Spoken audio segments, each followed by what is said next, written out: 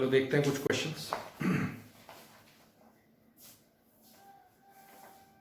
For example suppose उसने मेरे से बोला कि इफ x की power 1/p is equal to y की power 1/q is equal to z की power 1/r and x y z का प्रोडक्ट इज 1, आपको निकालना है p plus q plus r, ये निकालना। ठीक है, जैसा मैंने कहा हर एक क्वेश्चन को ध्यान से समझना है। एज इट इज क्वेश्चन पूछा जाता है, कोई चेंज नहीं होता क्वेश्चन में, एज इट इज पूछा जाएगा। तो अगर पहले कर रखा है तो बस एडेड एडवांटेज हो गया तुमको। ठीक है, और क्वेश्चंस को करने का तरीका जो है वो भी फिक्स है भाई, इस तरीके का क्वेश्चन है तो इसको ऐसे कर लो, जल्दी हो जाता है। ठीक है, तो ध्यान से समझो। पहली चीज क्या बोल रहा है, x की पावर 1/p है, y की पावर 1/q, z की पावर 1/r बराबर है। तो मैंने आपको पीछे एक क्लास में बताया था कि अगर दो या दो से ज्यादा नंबर बराबर हो तो उनको क्या मान लेने का है, k मान लेना है। ठीक है, तो मैंने मान लिया भाई x की पावर 1/p बराबर y की पावर 1/q बराबर z की पावर 1/r बराबर कितना, k।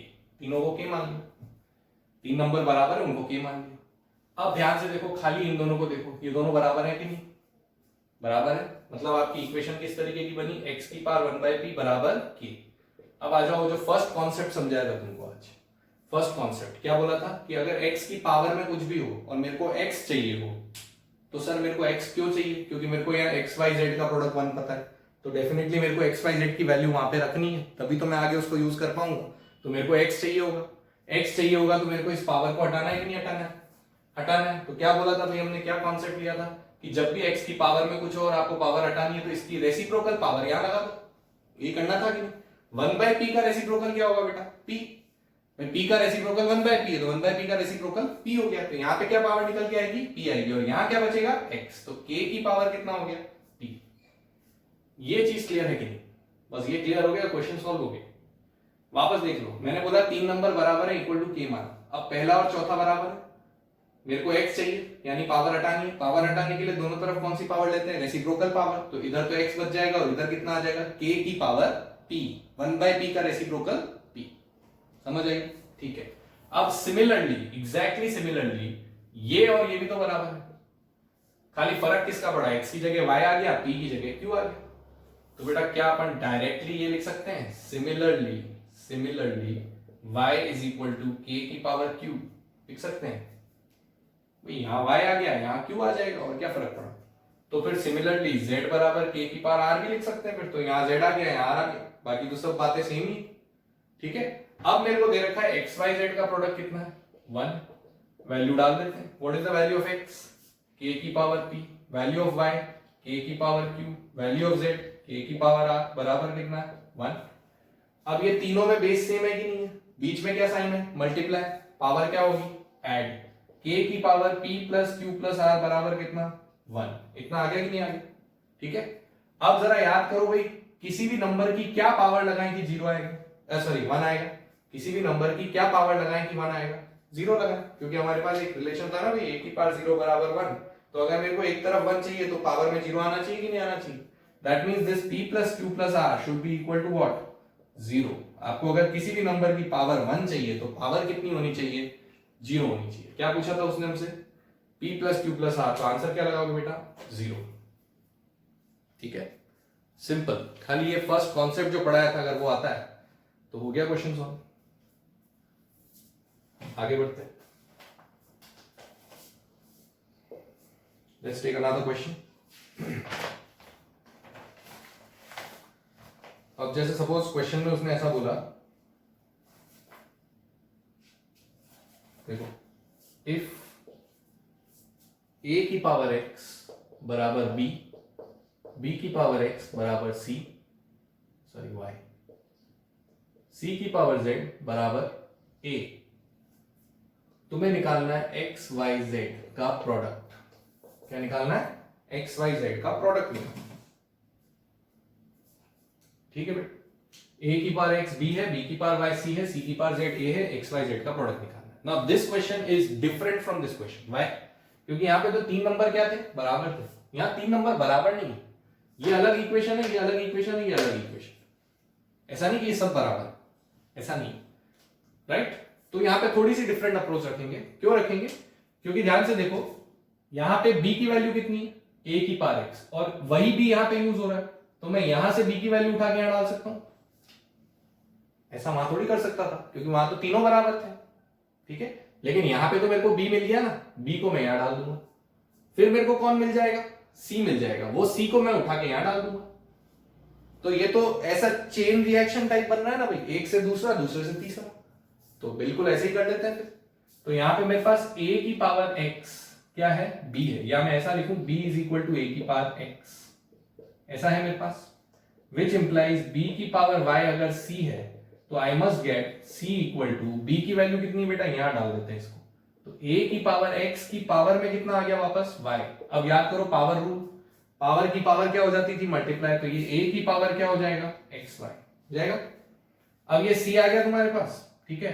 अब c की पावर z कितना है तुम्हारा, a है, ये वैल्यू उठा के यहां डाल देते हैं, ठीक है। c की वैल्यू कितनी है, a की पावर xy, होल पावर कितनी है, z बराबर कितना है, a, फिर पावर की पावर मल्टीप्लाई, तो a की पावर कितना हो गया, xyz बराबर कितना हो गया, a। अब a का मतलब तो a की पावर 1 होता ही नहीं होता है। अब याद करो एक्सपोनेंशियल इक्वेशन, ये तो इक्वेशन है ना भाई, एक्सप्रेशन थोड़ी इक्वेशन, क्योंकि इसकी दो साइड्स है, ठीक है। तो इस तरफ बेस कितनी है मेरी, a, इस तरफ भी बेस कितनी है, a, बेस सेम है, बेस सेम है। एक्सपोनेंशियल इक्वेशन में अगर बेस सेम है तो पावर भी क्या होनी चाहिए, सेम होनी चाहिए। यही तो कॉन्सेप्ट कल सीखा था कि अगर एक्सपोनेंशियल इक्वेशन में बेस सेम है तो पावर भी सेम होनी चाहिए। तो इसका मतलब what should I get, X Y Z का प्रोडक्ट कितना होना चाहिए बेटा, 1। उसने एक्स वाई जेड पूछा है तो आंसर कितना आएगा, 1 आएगा। समझ आ गई? सर हमेशा ही आंसर बनाएगा क्या, ऐसा नहीं कह रहा मैं कि हमेशा बनाएगा, वो तो डिपेंड करता है क्वेश्चन बनाने वाले पे कि वो कितना खेल सकता है। जैसे मैं यहाँ पे 6 दे देता, ठीक है, 6 दे देता, क्या होता है, यहां तक तो सारी गणित सेम चलेगी, मतलब कहां तक सेम चलेगी, यहां तक सेम चलेगी। ये देखो यहां तक, यहां पे क्या लिख लेना है, खाली 6। अब जब तुम यहां वैल्यू डालोगे तो यहां 6 आएगा, तो एक ही बार 6 दे रखा है उसने, तो यहां 6 आएगा। अब यहां पे भी 6 आएगा, तो अब एक्स वाई जेड की वैल्यू कितनी आ गई बेटा, 6 आ गई। तो ऐसा थोड़ी मनी आंसर आएगा, ठीक है।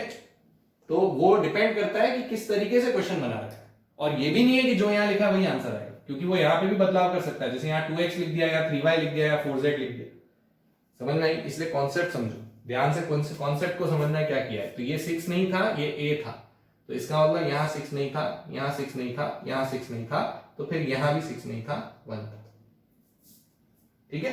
तो अभी जो क्वेश्चन था वो तो ये था, लेकिन I can always make changes in the question, इसलिए आपको समझना चाहिए क्वेश्चन कैसे किया। तो यहाँ पे b की वैल्यू मैंने जो भी थी वो यहाँ डाल दी, फिर यहाँ से जो c की वैल्यू आई वो यहाँ डाल दी, फिर दोनों तरफ बेस सेम थी तो पावर सेम करके आंसर निकाल दिया। So this question has been solved in a different way, this question has been solved in a different way. तो सर हर क्वेश्चन में डिफरेंट करना पड़ेगा, ऐसा नहीं है। पावर में आपके पास ये दो टाइप के क्वेश्चन, एक जब आपको 3 नंबर बराबर दे रखे उनसे रिलेटेड कुछ निकालना, दूसरा जब एक दूसरे के, दूसरा तीसरे के, तीसरा चौथे के, तो बस रिकर्सिव है, फिर तो चेन रिएक्शन, एक से दूसरा निकाला, दूसरे से तीसरा, तीसरे से चौथा, सॉल्व कर दिया, ठीक है। इसलिए मैंने ये दोनों एक साथ लिए ताकि तुम्हें डिफरेंस समझ में आ जाए।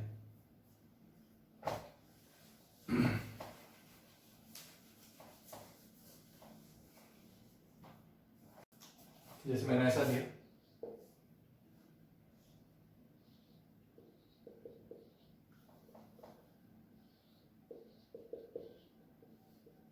ये दिख रहा है ना क्लियरली, रूट है, ठीक है। रूट कौन सा रूट, a प्लस बी एथ रूट किसका, x की power a square upon x की पावर b स्क्वायर। ध्यान से समझ लो, x की power a square upon x की पावर b स्क्वायर का कौन सा रूट, a प्लस बी एथ रूट। मैंने पहले कहा था क्वेश्चन दिखने में भयानक है, सॉल्व करने में कुछ भी नहीं होता, और भयानक क्वेश्चन देख के सॉल्व करने की प्रैक्टिस अब धीरे धीरे बढ़ानी है। ये पहली चीज बोली मैंने इस क्लास में, ठीक है। तुमसे घबराने की जरूरत नहीं है, और इजी होते हैं वो क्वेश्चंस। अब यहाँ कितना है, b प्लस सी, फिर इधर क्या लिख रहा है, x की power b square upon x की पावर c स्क्वायर, फिर वापस क्या लिख रहा है, c प्लस a, फिर यहाँ लिख रहा है x की पावर c स्क्वायर, और यहाँ लिख रहा है x की पावर a स्क्वायर। तुम्हें क्या करना है, इसको सिंप्लीफाई करना है, इसको सिंप्लीफाई करके क्या आंसर आता है वो निकालना, ठीक। मतलब a प्लस बी एथ रूट इसका, b प्लस सी एथ रूट इसका, c प्लस a एथ रूट इसका, इसको सॉल्व करके क्या आंसर आएगा, राइट। ओके, तो कैसे प्रोसीड करना है, सबसे पहली बात भाई, ये दोनों क्या हो रहे हैं, डिवाइड। बेस सेम है कि नहीं दोनों की, बिल्कुल सेम है। जब बेस सेम है और डिवाइड हो रहे हैं, कौन सा rule, division rule. Division rule में पावर क्या होती थी, माइनस। बताओ अंदर क्या आ गया, x की power a square minus B square, power minus होगी, ठीक है। अब इसका कौन सा रूट ले रखा है उसने, a प्लस बी एथ रूट ले रखा है, इसको एज इट इज लिख दिया मैंने, ठीक है। ऐसा सेम यहां लिख ले, यहां क्या लिखा है, b प्लस सी एथ रूट, ये भी पावर माइनस हो जाएगी, B square minus C square. फिर कौन सा रूट बेटा, c प्लस ए, ये भी पावर माइनस हो गई, सी स्क्वायर माइनस ए स्क्वायर। एक हो गया तो तीनों हो गए, एक जैसे ही तो है, ठीक। अब पावर अब ये रूट हटाएंगे। अब याद करो रूट हटाने के लिए कौन सा रूल, जो भी रूट है उसकी रेसिप्रोकल पावर लग जाएगी।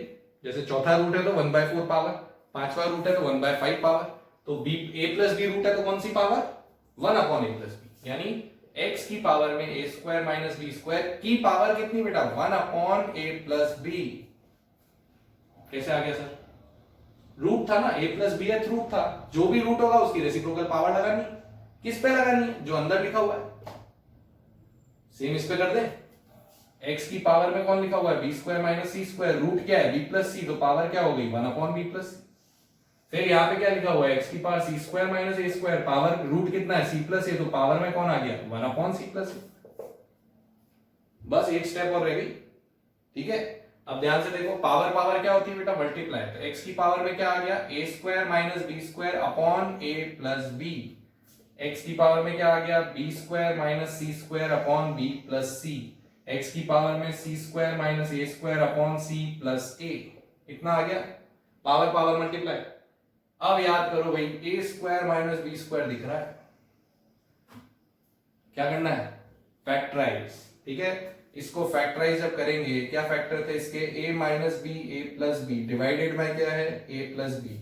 इसके फैक्टर करूंगा b minus C b plus C, divided में क्या है, b प्लस सी। इसके फैक्टर करूंगा c माइनस ए सी प्लस ए, डिवाइडेड में क्या है, c प्लस ए। हो गया खेल खत्म, ये और ये कैंसिल, ये और ये कैंसिल, ये और ये कैंसिल। क्या बचा, x की power a minus B, x की power b minus C, x की पावर c माइनस ए। देखो कहां से चालू किया कहां पहुंच गए, ठीक है। अब तो फाइनल दिख ही रहा है कि सबकी बेस क्या है, सेम। बेस सेम है तो पावर क्या हो जाएगी बेटा, ऐड हो जाएगी। ऐड करेंगे तो क्या आएगा, a minus B plus B minus C plus C minus a। Power add हो गई, पावर ऐड हो गई तो जरा ध्यान से देखो, a से a कैंसिल, c से c कैंसिल, b से b कैंसिल, x की पावर 0 और x की पावर 0 कितना होता है, 1। तो आंसर क्या निकल के आया, 1, ठीक है। इस तरीके की जो इस कैटेगरी के जो क्वेश्चंस हैं, कैटेगरी मतलब समझ गए, इसी तरह x के कुछ कुछ एक्सप्रेशंस दे दिए और कुछ कुछ उनमें पावर्स लिख दी, और इन सब के बीच में साइन कौन सा है, मल्टीप्लाई। साइन कौन सा है, मल्टीप्लाई। उनमें जनरली आंसर क्या आएगा, 1। जनरली, अगेन ये मत कहना सर आपने बोला 1 आता है, हम तो सब में 1 लगाएंगे, ऐसा नहीं। लेकिन हाँ, mostly in these questions the answer will be 1, ठीक है। प्रोडक्ट प्लस माइनस में generally answer is 0।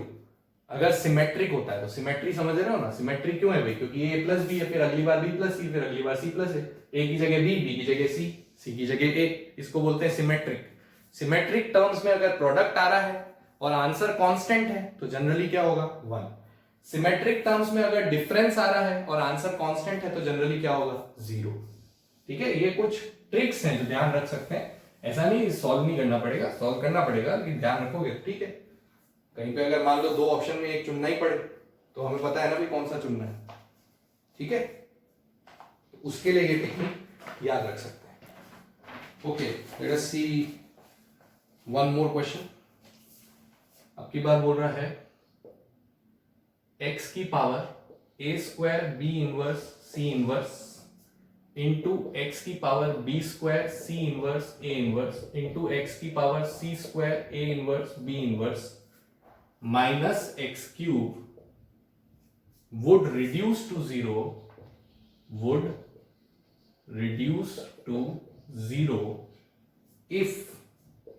if a plus b plus c equals, let me give you options also, 1, -1, 0, none of these।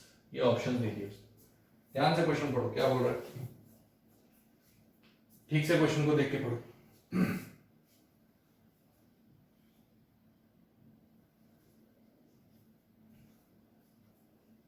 क्या बोल रहा है बेटा, एक्स की power में a square b inverse c inverse, inverse मतलब तो आप समझ गए, तो ध्यान हो गया, रेसिप्रोकल, ठीक है। फिर एक्स की पावर ये, एक्स की पावर ये, इन तीनों का क्या ले रखा है, प्रोडक्ट, माइनस क्या करा, X cube, would reduce to zero का मतलब ये जीरो हो जाएगा, वुड रिड्यूस टू जीरो मतलब ये जीरो हो जाएगा, यानी दिस माइनस दिस बराबर कितना, zero. If A plus B plus C equals, उसके लिए ए प्लस बी प्लस सी कितना होना चाहिए ये पूछा। तो कोई बात नहीं, कोई कितना होना चाहिए ऐसे पढ़ के तो नहीं बता सकते कितना होना चाहिए, सॉल्व करना पड़ेगा। तो हमसे क्या बोल रहा है भाई, वो लिख लेते हैं अपन, तो जो बोल रहा है एक्स की power a square b inverse c inverse, x की power b square c inverse a inverse, x की power c square a inverse b inverse minus x cube बराबर कितना बेटा, जीरो। यही बोल रहा है ना, वुड रिड्यूस टू जीरो, मतलब ये बराबर जीरो होना चाहिए। अब बराबर जीरो में अगर एक्स क्यूब को वहां भेज दूं, तो एक चीज सबसे पहले ऑब्जर्व करो कि यहाँ तीनों की बेस सेम है कि नहीं, बेस सेम है और मल्टीप्लाई हो रहा है, मल्टीप्लाई हो रहा है, बेस सेम है, तो पावर क्या होगी बेटा, ऐड, क्या आएगा, a square b inverse c inverse plus b square c inverse a inverse plus c square a inverse b inverse, ये आ गया बराबर कितना, एक्स क्यूब, इसको उधर भेज दिया मैंने, बराबर एक्स क्यूब आ गया। अब कैसी इक्वेशन बन गई है, एक्सपोनेंशियल इक्वेशन। एक्सपोनेंशियल इक्वेशन में दोनों तरफ बेस क्या है, सेम। एक्सपोनेंशियल में बेस सेम मतलब पावर सेम, बेस सेम मतलब पावर सेम, ठीक। तो अब बेस को तो उड़ा दो, पावर को इक्वल कर देते हैं, और अब ये इनवर्स भी हटा देते हैं। इनवर्स का मतलब क्या था बेटा, जिसकी पावर नेगेटिव वो कहां चला जाएगा, नीचे, और जिसकी पावर पॉजिटिव वो ऊपर ही रहेगा। ए की पावर पॉजिटिव है वो ऊपर ही रहेगा, बी और सी की नेगेटिव है वो नीचे चले जाएंगे, ए स्क्वायर बाय बी सी हो गया। इधर अगला वाला बी स्क्वायर ऊपर रहेगा, सी और ए नीचे चले जाएंगे, अगला वाला सी स्क्वायर ऊपर रहेगा, ए और बी नीचे चले जाएंगे, हो गया ये वाली साइड खत्म। ये इसकी पावर है, बराबर इसकी पावर कितनी है बेटा, 3, तो ये 3 होना चाहिए, ठीक। अब तो भाई इस तरीके का टर्म जब भी आ जाए तो कैसे सॉल्व करते हैं, सबको पता है, एलसीएम लेते हैं, ठीक है। तो अब क्या करेंगे, एलसीएम ले लेंगे। एलसीएम लेंगे तो जरा बताओ मेरे को, बीसी सी ए बी का एलसीएम क्या होगा बेटा, ए बी सी, क्योंकि एबीसी इन तीनों का मल्टीपल है, ठीक है। तो एबीसी एलसीएम हो गया। एबीसी से बीसी को डिवाइड करते हैं तो कितना बचता है, ए, यानी ये किससे मल्टीप्लाई होगा, ए से, A square into A cube. ABC को सीए से डिवाइड किया, क्या बचा, B, B into B square B cube. ABC को एबी से डिवाइड किया, क्या बचा, C, C into C square C cube, बराबर कितना, 3। कहां पहुंचना है, समझ में आया, हाँ। अब cross multiply, a cube plus B cube plus C cube बराबर कितना, 3abc, क्या आ गया, a cube plus B cube plus C cube बराबर 3abc। अब घंटी बजी दिमाग में कि नहीं भाई, ऐसी आइडेंटिटी पड़ी थी। तो a cube plus B cube plus C cube बराबर 3abc कब होता था, जब ए प्लस बी प्लस सी कितना होता था, 0 होता था। कब होता था ये, जब ए प्लस बी प्लस सी कितना होता था, 0। उसने हमसे क्या पूछा है, if A plus B plus C equals, तो आंसर क्या लगाएंगे बेटा, 0, क्योंकि जब ए प्लस बी प्लस सी 0 होता है तभी A cube plus B cube plus C cube कितना होता है, 3abc होता है। समझ आ गई, पक्का, चलो।